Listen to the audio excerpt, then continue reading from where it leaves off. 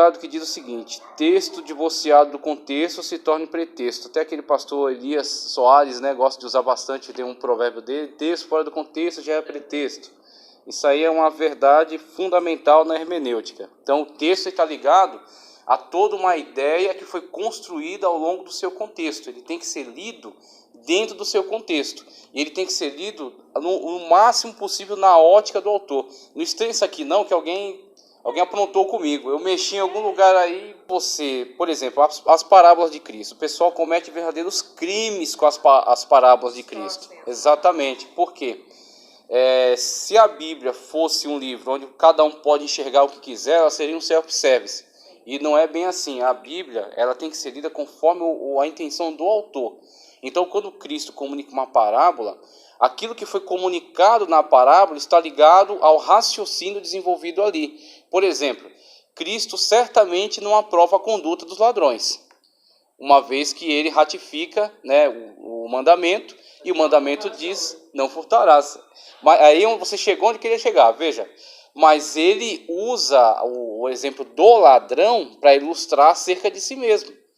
Agora, quando você adota o costume de você interpretar a Bíblia a seu bel prazer, como eu já vi muitas pessoas fazerem, né, para a Bíblia se adequar à sua mensagem, se adequar ao seu sermão, ele manipula a interpretação ao seu bel prazer. E isso é um grande perigo, isso é um grande risco. A gente viu aqui nas aulas que a gente teve antes das férias, sobre a parábola do bom samaritano, como alguns pregadores transformaram ela num sermão escatológico. Ela não é um sermão escatológico, ela fala acerca do amor ao próximo, ela fala acerca do quem é o teu próximo. É a esta pergunta, quem é o meu próximo, né? Perguntou a Cristo. É a esta pergunta que a parábola se presta: quem é o teu próximo? Aquele que precisa de você. Então Cristo construiu aquela parábola como resposta a essa pergunta fundamental. Então ela fala acerca disso.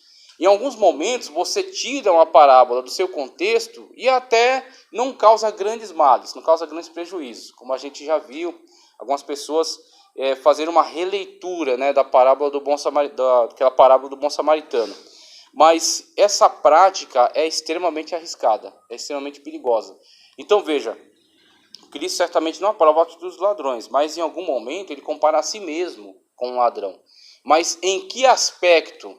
Porque se você começa a adotar essa ferramenta de manipular a Bíblia e praticar a chamada exegese é você estudar e analisar o texto a partir de suas línguas originais e extrair dele o significado, permitir que o texto lhe comunique o significado. A exegese é o contrário, é você incutir o significado. Em vez de você extrair o significado da Bíblia para você incute na Bíblia o significado que você quer que ela tenha. A exegese é extremamente perigosa. E aí, quando você começa a pegar mania de praticar exegese, de fazer manipulações do texto, numa situação dessa, você pode colocar: Cristo se comparou como ladrão. E aí, geralmente, os pregadores fazem aquelas pesquisas. Quais são as atitudes de um ladrão? O ladrão é violento, o ladrão rouba, o ladrão mata, o ladrão faz diversas coisas. Então, esta lógica, ela é completamente absurda e ela seria completamente destrutiva em relação à leitura bíblica. Qual é a ótica correta? Qual é a maneira correta? O texto dentro do seu contexto. Porque dentro do contexto, Cristo mesmo vai determinar que aspecto do ladrão está evocando. Qual é o aspecto que está evocando? Elemento surpresa, só o elemento surpresa. Ou seja, como ladrão à noite. Quem é que estava esperando? Ninguém estava esperando. Quem é mais precavido se prepara antecipadamente, coloca trancas na porta. Geralmente é papel do marido, né? Eu não sei porquê, mas geralmente eu já vacilei algumas vezes e minha esposa que me chamou a atenção, mas ela chamou a atenção pressupondo que eu que teria que ver isso. As portas estão trancadas, as janelas, olhou em volta, tal, se não tem nada estranho. Então, geralmente eu que faço essa ronda noturna aí. Antes de todo mundo já quer dormir, eu já vou lá, tá trancado na porta, não sei o que, já olho, já vejo se está tudo certo. Né? Porque a gente vai dormir, a partir dali não tem mais controle. Cada um entrou no mundo dos sonhos aí, o que está acontecendo ali você não sabe. Né? Então, o que acontece? A pessoa precavida, antes ela já se prepara.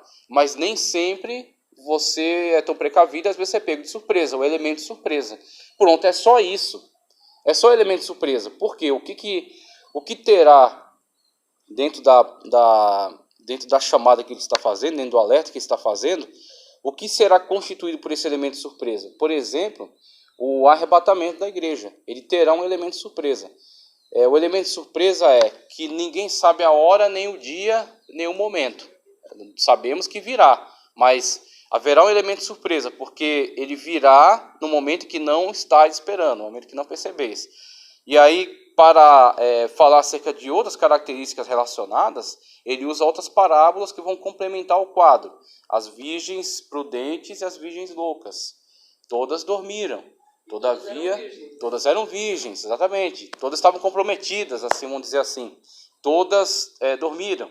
Só que 5 eram prudentes e tinham reserva de azeite para que, mesmo tendo o elemento surpresa da voz, aí vem o esposo, saíram ao encontro, elas tinham condições de acender as suas lâmpadas e ir ao encontro dele. Agora, as 5 loucas não eram precavidas, tá certo? Quando chegou o momento, elas não estavam preparadas e o elemento surpresa para elas foi condenatório também, porque elas não tinham azeite para ir até onde estava o esposo. Aí, olha para o contexto, e coloca dentro do contexto. Não tinha poste de luz elétrica, tá? Então, era um breu. E aí as pessoas estão, a cerimônia de casamento, geralmente, saía o noivo, aí ia passando pelas casas e ia pegando os convidados. Eles iam fazer uma comitiva lá, né, um grande grupo, iam se reunir na casa onde ia ser celebrado o casamento. Ali, os judeus gostam de festa, então eram 7 dias de festa. E ali, depois de celebrada aquela festa, o casal, né, oficialmente casado perante a sociedade, ficava ali na casa agora morando maritalmente. Então, nesse trajeto, né, de passar para as localidades e pegar os convidados e pegar as amigas da noiva tal, e todo mundo ir nessa comitiva, é onde brada a voz. Aí vem o esposo, sair ao encontro, ou seja, a comitiva está passando. E aí, você vai? Você não vai? Você foi convidado? Não foi? E numa situação dessa, quem tinha lamparina localizava o grupo. Quem não tinha lamparina ficava perdido. Que é a situação do arrebatamento, muitos ficaram perdidos porque não tem azeite, não tem unção, não tem o Espírito Santo de Deus, não sabe onde está o caminho. Então, você vê nesse contexto, né, quando Cristo traz essa parábola auxiliar, está vinculada também àquela outra parábola, onde ele usa o exemplo do ladrão, mas ligado ao contexto, apenas evocando o elemento de surpresa. As outras características do ladrão é o problema do ladrão, não tem nada a ver com Cristo, apenas o elemento de surpresa. A gente viu isso também quando é usado alguns símbolos na Escritura. Nas parábolas, às vezes nós somos tipificados como ovelhas, por exemplo. E eu já vi pregadores assim fazerem uma vasta pesquisa sobre ovelha, e aí traz todas aquelas características das ovelhas, que as ovelhas comem grama, que as ovelhas não reagem, que as ovelhas são isso, as ovelhas são aquilo. Só que, muitas das vezes, a única característica da ovelha que foi evocada é que ela tem um pastor, que ela é obediente ao seu pastor. Porque em outros momentos você será caracterizado, e Cristo até sugere, seja como uma pomba, simples como uma pomba. Até prudente como uma serpente. Seja astuto como uma serpente, tá certo? Em outro lugar você é uma águia, em outro lugar você é uma pedra. Você é o que, afinal de contas? Você é um ser, né, monstruoso, parte... Né? Exatamente. Por que dá certo esses símbolos? Porque eles são utilizados, ligados ao contexto e apenas um aspecto dele. Então, situação, né? Exatamente. Qual o aspecto da ovelha que estamos observando? A obediência ao pastor. Ela obedece ao seu pastor. Então, é este aspecto dela que interessa. Não adianta você fazer uma vasta pesquisa em cima de ovelha, que nem as pregações sobre águia, né? Meu Deus, Pai do Senhor, tudo bem? Graças a Deus. Durante muito tempo foi uma febre, né? As pregações sobre águia, fazer um estudo sobre águia e tal, e a águia troca o bico, e a águia mora lá em cima, e a águia isso, a águia aquilo. Eu não digo assim que sejam erradas, sejam heréticas, não, mas tem que se tomar muito cuidado no uso que se faz das coisas. Tem que ter um propósito. Tá? O que das características presentes na águia podem contribuir para uma elucidação do texto bíblico. Porque o que interessa é o texto bíblico. Tem gente que, na pregação dela, as ilustrações, os exemplos, as explicações tiradas de outros textos deveriam ser um detalhe, uma nota de rodapé. Tá certo? Então, ele vai citar Joséfo, ele vai citar Filon de Alexandria, ou Calvino, ou Armínio, Então, é uma citação, é uma nota de rodapé dentro de uma pregação bíblica. Agora, tem pregações que o cara foi tão longe nos estudos que ele fez, e ele quer tanto mostrar que ele estudou, e que ele conhece o grego, o hebraico, o aramaico, o latim, o copta, tá certo? O siríaco, o peshita, tem um peshita é uma Bíblia traduzida para o siríaco. Ele quer mostrar tanto que ele conhece, que as ilustrações tomam o lugar da pregação e a Bíblia vira um detalhe. O texto bíblico é um mero... Eu vou ler aqui um texto para não ficar nas minhas palavras. É tipo... Até pertinente, uma conhecida postou um negócio lá que falou assim: se Deus não é exaltado na sua pregação, Deus é você. Que frase maravilhosa. Frase ótima. Se Deus não é exaltado na sua pregação, então exaltado é você. É porque você está tomando o lugar a quem cabe o lugar, que é Cristo. Cristo é o centro da nossa pregação. Uma coisa que eu gostei muito de ouvir falar é que se a tua pregação ela não termina em Cristo, foi tempo perdido. Então você pode começar por onde você quiser, né? Falar sobre relacionamento, falar sobre finanças, falar sobre juventude, falar sobre tudo. Mas tudo tem que convergir para Cristo. Tem que terminar na glorificação a Cristo como Senhor, na centralidade de Cristo, na nossa mensagem, na nossa vida. Então, se não terminar em Cristo, foi tempo perdido. Então, eu já vi, infelizmente, pessoas que a teologia para ela não foi uma bênção. Por quê? Porque ela se tornou um elemento de autoglorificação. E a pessoa faz da sua pregação uma aula de teologia, o que não é o propósito. Né? O propósito é a edificação de vidas.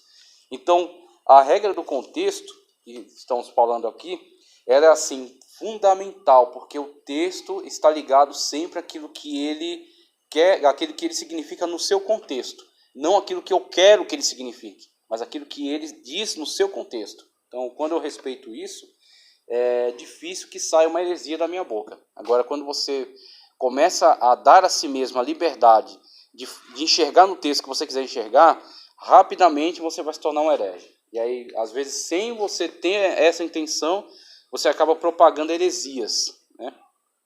Veja só, texto fora do contexto já é pretexto, como a gente colocou aqui, né? Que é basicamente o que ele está querendo dizer aqui. Conforme já vimos na sessão anterior, a palavra texto significa tecido. Então, texto como uma tessitura de um tecido. Então, uma linha dentro do tecido, ela é importante dentro dele, mas sozinha não é nada. Uma linha só não veste ninguém. Mas linhas entrelaçadas, construindo um tecido, faz uma veste. Assim as palavras, as frases, dentro de um contexto bíblico. Por isso que não existe doutrina bíblica fundamentada em cima de versículo. Ok? Porque um versículo só não tem elementos suficientes para construir uma doutrina. Então, tem muita gente que, às vezes, constrói doutrinas loucas, que nem os mormons.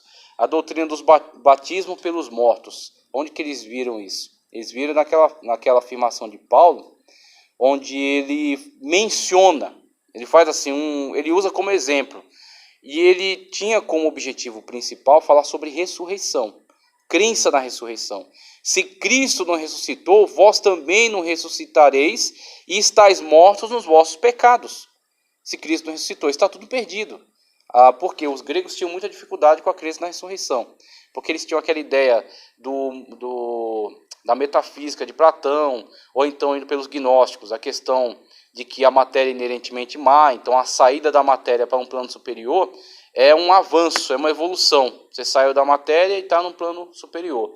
Então, ressuscitar para eles não faz nenhum sentido, que é você sair do mundo superior e voltar para essa porcaria, essa prisão, né?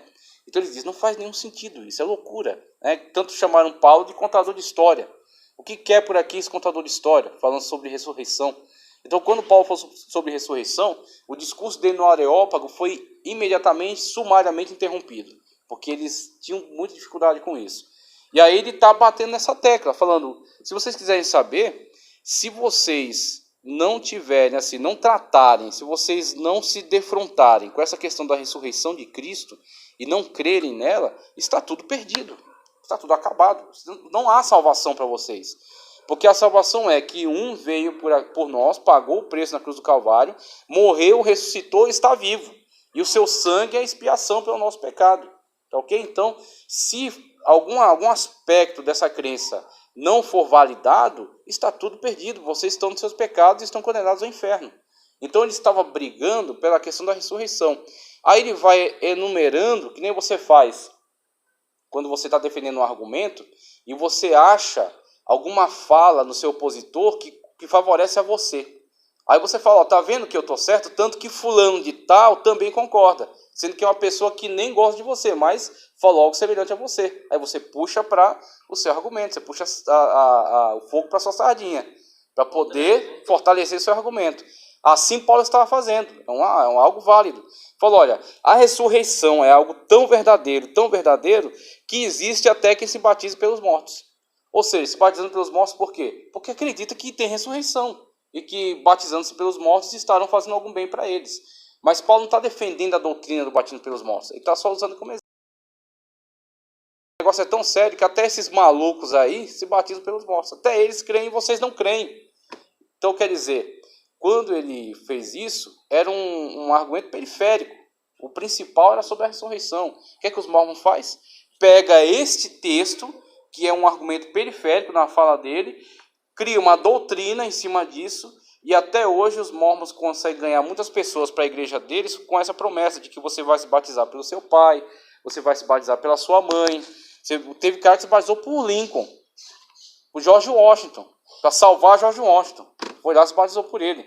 Então, quer dizer, é uma doutrina criada em cima de uma mera argumentação periférica dentro da fala do apóstolo. Dizem, então, quando diz que os mortos são por seus mortos, então, né, eles então, têm mais essa e aí, o que vai fazer? Ou então, muitas pessoas tentando valorizar certos livros apócrifos, porque um determinado apóstolo ou determinado escritor canônico citou alguma coisa. Por exemplo, Judas cita um texto, acho que da Ascensão de Moisés e outro do livro de Enoque. Mas não é o principal na sua... Ele não cria doutrina em cima disso. Ele apenas está mencionando. É que nem numa pregação você fala, Rui Barbosa falou isso aqui. Eu não estou dizendo que Rui Barbosa é infalível. Eu estou dizendo que isso que ele disse até está certo. Eu concordo com isso aí. Pode ser uma porcaria no resto, mas nisso aqui eu concordo. Então é isso que ele está fazendo. E muitas das vezes a falha na hermenêutica, ela faz nascer heresias de textos isolados que você tomou para se basear neles. Aí você pega um texto isolado desse aí e inventa um monte de coisa. Então, da mesma forma, o tecido é o conjunto das linhas que faz o tecido. Se elas estiverem convergindo, assim é o texto canônico, as doutrinas, os textos, as ideias que estão presentes, os históricos, as narrativas, elas formam a tessitura. Elas juntamente constroem todo esse tecido que é o cânon das Sagradas Escrituras. Elas não entram em contradição. Veja, conforme já vimos o texto, como falei aqui, o estudo do contexto analisa as razões que levaram ao redator a inserir um texto num determinado local de ser escrito. O contexto menor compreende os textos imediatamente anterior e posterior. O maior designa a unidade maior no sentido dentro do qual se encontra o texto. O contexto do escrito ou integral apresenta o livro dentro do qual se encontra o texto. O contexto pode se entender também como o comentário que precede ou segue um texto. A maioria dos erros doutrinários que a teologia chama de heresia origina-se de textos isolados, aquilo que eu expliquei para vocês agora. Contexto é o todo em que aparece o texto. Deve ser observado o que diz antes e depois do texto escolhido. Um dos maiores erros é escolhermos um texto e não estudarmos o seu contexto. Daí resultam muitos erros nas pregações. O contexto pode estar próximo ou distante. Então temos aqui 3 exemplos. No exemplo 1, ele coloca o texto de Gálatas 1:23, mas somente tinham ouvido dizer, aquele que já nos perseguiu, anuncia agora a nossa fé. Aí diz, para entender esse texto aqui, você tem que ler o contexto imediato, que é o versículo 13, 22 a 24. Então, se eu retirasse só esse versículo aqui e postasse no meu Facebook, por exemplo, algumas pessoas que não entendem o contexto ficariam, tá, e daí, quem é? Aquele que já perseguiu, anuncia agora. Quem perseguiu o quê? Quem está perseguindo? Exatamente, está perseguindo quem? Então, aí vai ter alguém que vai colocar embaixo, que você está sendo perseguido? Ah, certamente, né? Opa, quem está te perseguindo? Né? Vamos pegar esse cara aí, vamos orar por você que está sendo perseguido. Exatamente. E aí eu estou falando de igreja, estou falando do apóstolo Paulo, só que você tem que ter contexto para isso. O contexto imediato te explica. Aí também fala, né? Quem ouviu dizer? Quem foi que ouviu dizer que aquele que perseguia, que antes destruía? A fé de quem? A fé de quem? Muito bem, todas essas perguntas, elas vêm do quê? De um texto retirado do seu contexto que é insuficiente. Ele está dentro de uma fala maior. E aí, você pegar tanta questão do próprio texto de Gálatas, e se você quiser ir melhor ainda, você vai para Atos dos Apóstolos 9, 1 ao 31. Aí você pega todo o histórico. E aí você vai ter um quadro geral. Com esse quadro geral, você entende qual é o valor que aquele versículo tem dentro da fala. Mas só quando você constrói o quadro geral. Então é muito bom isso aí, muito interessante. O 2, olha o que ele coloca para nós aqui, ó. E ele cuidava que seus irmãos entenderiam que Deus lhes havia de dar a liberdade pela sua mão, mas eles não entenderam. É uma fala aí de Estevão, no discurso diante do Sinédrio, que está em Atos dos Apóstolos 7:25. Agora, qual é a problemática disso aqui? Estevão estava discursando, estava defendendo, né, o Evangelho, estava fazendo apologética, ali, apologia, né, do Evangelho, e ele menciona isso. Para o público que ele está mencionando, dispensa maiores explicações, porque são especialistas. Então são anciãos, juízes, tá? Pessoas de grande renome, né, de grande conhecimento. Então ele não precisa trazer maiores esclarecimentos, ele vai direto ao ponto. Então fala acerca da rejeição dos filhos de Israel quando Deus levantou Moisés para os libertar. E aí ele vai puxando ao longo da história diversos momentos de rejeição, em que os judeus rejeitaram a ação de Deus, né? E aí, de uma forma assim, extremamente inteligente, foi o Espírito Santo de Deus que conduziu aquele processo, a coragem, a audácia dele. Ele era um prosélito do mundo gentílico. Ele, assim, para os judeus é de segunda categoria, né? Então, o que salvava é que ele tinha aderido à fé judaica. Então, era tolerável. Fica por aí, mas não abre a boca, né? Fica na sua. Agora, ele está afrontando o Sinédrio, que é a maior instituição jurídica da ocasião, né, entre os judeus. E ele está falando para eles acerca das Escrituras e está mostrando nas Escrituras todos os eventos em que eles rejeitaram a ação de Deus, inclusive agora em relação a Cristo. Estou dizendo, na verdade, o que vocês estão fazendo é algo que vocês têm feito reiteradamente ao longo da história. Fez no passado e está fazendo É, exatamente, uma acusação gravíssima. Então, quando eles se veem diante dessa situação, eles não contra-argumentam, porque foi brilhante a fala dele, não contra-argumentam. A única coisa que eles veem, que eles conseguem fazer, é acusá-lo de blasfêmia ou de qualquer tipo de heresia, e levam ele para fora e apedrejam. Então, eles silenciam a voz dele, porque não há contra-argumentação, não há refutação. Então vamos matá-lo, né? Eles vão silenciar a voz de Estevão. E aí ele coloca, para você compreender essa fala, esse versículo fala de quem? Quem são os irmãos? Para essas respostas temos que ler o que nos fala de uma fase da vida de Moisés. Temos de ler Atos 20 a 29, acerca do próprio discurso que ele está falando, e depois ele remete lá embaixo a Êxodo 2, 11 a 25, que é o contexto histórico de onde Estevão tirou. Isso aqui é muito legal, você tem que levar isso para a sua vida. Quando a pessoa se dedica a estudar, ela quer estudar bem, ela quer conhecer muito bem do que ela está falando. É muito importante não você ler só aqueles que estão falando acerca de um determinado personagem. Então você tem, por exemplo, os tradutores. Você pega alguém falando sobre Armínio. Você pega alguém falando sobre João Calvino. E aí tem estudiosos utilizando os textos das institutas, falando sobre isso, sobre aquilo e tal. Se você quiser ter mais autoridade, mais habilidade sobre aquele tema, vai nas institutas direto, na fonte, e lê alguma coisa. Porque você vai entender o que o autor falou de fato e como aquele outro autor está citando ele. Porque este outro autor que está citando, certamente ele está olhando sobre um prisma, sobre uma ótica que é favorável a ele. Pode ser que o autor mesmo, de onde ele tirou aquilo, não estivesse necessariamente apoiando aquele ponto de vista. Estivesse falando acerca de uma outra coisa. Ele toma parte da fala dele e utiliza para construir, para fortalecer a sua ideia. Quando você vai direto à fonte, você tem poder de contra-argumentar. Por exemplo, você vai ler a Graça de Santo Agostinho, você lê a Trindade de Agostinho, você dá uma olhada lá em Tomás Aquino, né, a Suma Teológica, alguma coisa dela que é muito grande, é muito chata de ler, mas é um livro extraordinário. Calvino, Armínio, a CBAD publicou as coisas de Armínio. Aí você consegue, não, por que fulano está dizendo isso? Ele está dizendo isso, mas na verdade fulano não disse necessariamente isso. Ele falou desta maneira. Agora, se você fica só no intermediário, a pessoa que leu e está te comunicando, você vai depender totalmente dela. Você fica totalmente vinculado ao pensamento dela, à forma dela pensar. Você não vai ter independência sobre ela. Você depende dela. Então, Estevão fez isso, ele foi às fontes. Lá está, Moisés nos disse, está lá em Êxodo. É assim que foi, tal. Enquanto a maioria das pessoas dependiam daquilo que fosse ensinado pelos fariseus, ou até pelos escribas. Né? Do idioma mesmo, né? Exatamente. Acesso, né? Ele foi na fonte. Moisés nos disse acerca disso, da rejeição. E não só naquela ocasião, nessa. Então ele jogou na cara deles mesmo o defeito, a falha deles, reiterada ao longo da história. E agora novamente, em Cristo. É a mesma coisa que vocês já fizeram desde aquela época, agora vocês estão fazendo de novo.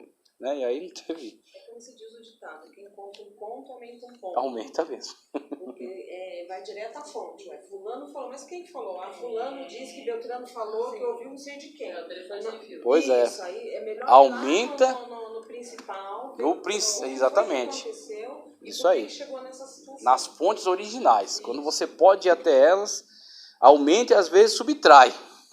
Quando não é interessante para ele só fala uma parte. A outra parte que seria uma bomba atômica no argumento dele, ele deixa de fora. Normalmente aumenta. Dia a dia da gente, né? É verdade. Sempre vem alguém com uma história distorcida e aí vira aquele furdunço e você procura saber. Não, peraí, vamos lá falar com fulano que partiu de lá, da onde ele tirou isso. Exatamente. Para você poder resolver a situação. Eu creio que Estevão fez a mesma coisa. Tentando passar para eles toda a visão que ele tinha do início da palavra quando aconteceu, na época de Moisés, e que o povo lá estava distorcendo. Estava distorcendo, exatamente. Foi exatamente isso que ele fez. E quando você faz isso, geralmente você põe um fim na questão.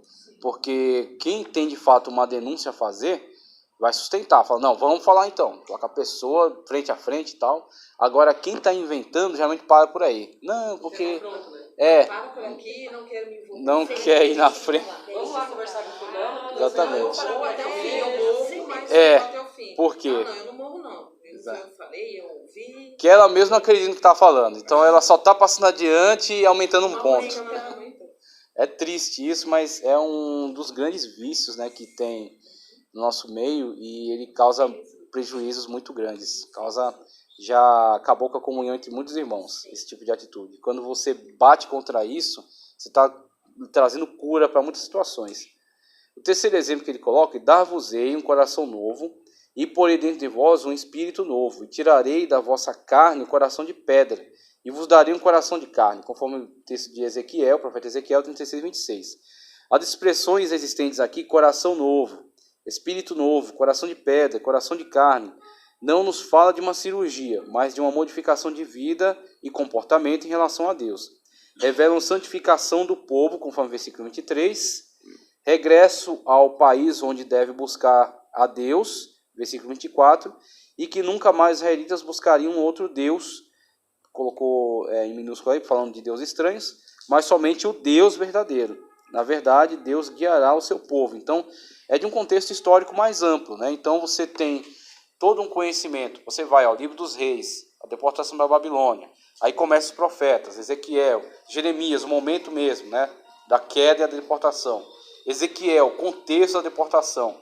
Tudo isso vai mostrar para você a importância desse versículo, onde eles terão um coração novo, onde eles serão reconduzidos à presença de Deus. Por quê? Por causa de toda essa tragédia que está sendo vivida no cativeiro. Então, uma vez que você sabe o que é cativeiro babilônico, e o sofrimento que foi para eles, né, aquelas guerras, aquelas mortes, aquela destruição da cidade, destruição do templo, depois retorno das 3 caravanas com Zorobabel, Esdras e Neemias, você tem então o valor, né, o peso que tem esse versículo, no sentido de ser um novo povo diante de Deus. Então esse versículo está ligado a um contexto histórico maior. Você precisa conhecer esse contexto histórico para ele ter o valor. Você pode ler e entender. Não, tudo bem, compreendi. Terão um coração novo. Deus vai dar um coração novo, coração de carne. o coração de pedra que eles tinham, que faziam eles reiteradamente recusar a orientação de Deus, o chamado dos profetas, né, a conversão. Deus vai substituir por um coração de carne. Muito bem. Mas você só vai sentir todo o impacto dessa mensagem se você entender todo o contexto. Né? E por isso a teologia é para isso que ela tem que servir. Então muitas pessoas fazem teologia por muitos objetivos. Um só quer um pedaço de papel no final. Outros querem, né, know-how, né? Querem aquela, não, eu sou teólogo, tal, vai comprar um anelzão com uma pedra desse tamanho assim. Mas o mais importante é a teologia, ela ampliar o quadro. Né? Você vai para a geografia bíblica, você sabe as distâncias que eles percorreram, o contexto, né? Como que era o lugar, como tudo começou. Você vai para a história dos hebreus, né? Como tudo começou, depois chegaram até ali, as situações que vivenciaram, essa história da igreja, por aí vai, hermenêutica que a gente está fazendo aqui, melhorando a leitura do texto. Então tudo isso vai ampliando o seu quadro. Você tem assim um quadro reduzido, uma visão reduzida acerca da compreensão do texto, você consegue até entender, mas você não tem todo o impacto de significado que ele pode ter se você tiver um quadro maior de entendimento. Então quando você lê isso aqui, você fala, eu sei do que ele está falando. Ele está falando acerca de um processo histórico muito importante, por meio do qual esse povo foi mudado, foi transformado. Inclusive, você pode procurar muitos defeitos em Israel hoje, mas um deles você não encontra, que é a idolatria. Deus curou eles da idolatria com esse processo do cativeiro. Então eles têm lá muitos problemas, eles supervalorizam a tradição oral, colocam ela lado a lado com a escritura canônica, e outros problemas, não aceitam o Messias. A idolatria deles é a própria religião em si. Então os ortodoxos têm aquela coisa... Porque a minha patroa, ela é judia, só que na mesa dela tem deuses indianos. Meu Deus, porque judia é aquela coisa, nasceu judia, né? É uma nacionalidade. Ela segue algumas coisas da tradição, que é fazer o Bas Mitzvah, Sim. Os cultos. O Hanukkah de fim de ano e tal. Faz todo o processo, toda sexta-feira tem o Shabbat. Sim. Só que quando você chegar lá na mesa dela, tem os deuses indianos. Tem o Buda, tem aquela deusa com... Esses dias eu vi isso aí em heresiologia, na Vila Madalena, a gente estava explicando isso aí, que tem judeus de diversas ramificações de segmentos. Você tem... Nasceu judeu, exatamente. Mas o cara é ortodoxo, é ali, ó, fiel. O cara é mais moderno, né? Ele muitas das vezes tem apenas a sua fé judaica como tradição. Mas ele tem o nosso técnico. Sim, pode falar, pode falar. O técnico de computador nosso, ele Sim. é ortodoxo. Ele usa o kippah e ele tem uma camiseta específica que é amarrado vários cordãozinhos que ele põe por baixo. Aí eu perguntei para ele, por que você tá com esse monte de cordão pendurado na roupa? Ele falou, não, porque eu sou ortodoxo e eu tenho que seguir, já que eu segue a risca. Fiz o bar mitzvah, faço Muito bem. o Shabbat toda sexta-feira. Legal. Por exemplo, ontem eles têm que jantar antes das 18 horas, porque a noite para eles é a partir das 18. 6 horas e já aí, é outro dia. Eles têm um fogão próprio que acende o fogo, tem que permanecer aceso até as 18 horas de hoje, onde eles não acendem o fogo, não descem de elevador, não dirigem carro, não fazem nada. Porque tudo isso é trabalho. Tudo isso é trabalho, então, eles exatamente. conservam tudo isso, embora tenham filhos pequenos, né? Então mantém o fogo lá aceso, tem que ter uma vela sempre acesa para acender qualquer tipo de fogo, para não ter o trabalho de você riscar. E o primeiro fogo do uma dia quebra tem do que sabá. ser acendido pelo... como se fala? Eu não recordo. É o maior deles lá. O Rabino? O Rabino. O Rabino tem que acender o primeiro fogo. Sim. Eles não podem ter aquele ato de riscar o Rabino perder a hora. Interessante. Impressionante, né? Então, de fato, cria-se, muitas vezes tem que bolar muitas estratégias para manter, mas aqueles que são ortodoxos tentam manter, né, pelo menos. Mas você vê que é uma coisa que não...